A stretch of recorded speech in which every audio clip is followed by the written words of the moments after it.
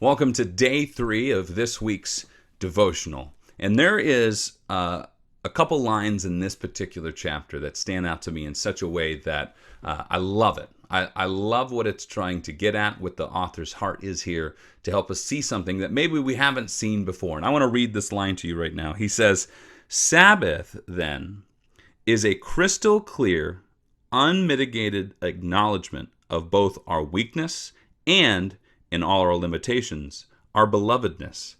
It is our way of declaring that we have clear physical, psychological, and emotional boundaries, and that we, very simply, are not God, that we need rest."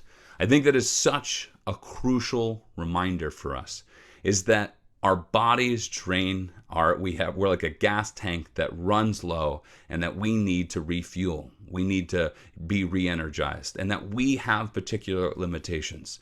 See, God is the only being in the whole universe that has no limitations. He is far beyond anything. He can do all of this work and not require any rest. But it turns out, as we look at the creation story, that even in the midst of all the work that God did, he still rested. Although, guess what? He didn't need it. And it was to set this example of how important it is for us to rest, for us to take a break. Now, we're not under that old covenant in terms of the requirements that they had in order to need rest, in terms of taking a 24-hour period. But the limitations in our lives are a wonderful reminder that we need rest and that we need to trust God. You know, some of those things that I had said on that list yesterday, that to wait list, sometimes we think to ourselves, if we're control freaks, maybe it's just like, oh, we need to get these things down. If we need to get these things done now, and if they don't get done, they'll never get done, and someone won't be able to do them right. That is not adding rest. That's adding stress. And this is a great opportunity to look at your limitations, to realize two things. Yes, you need that rest. You need to recuperate that energy, but also spending that time with God.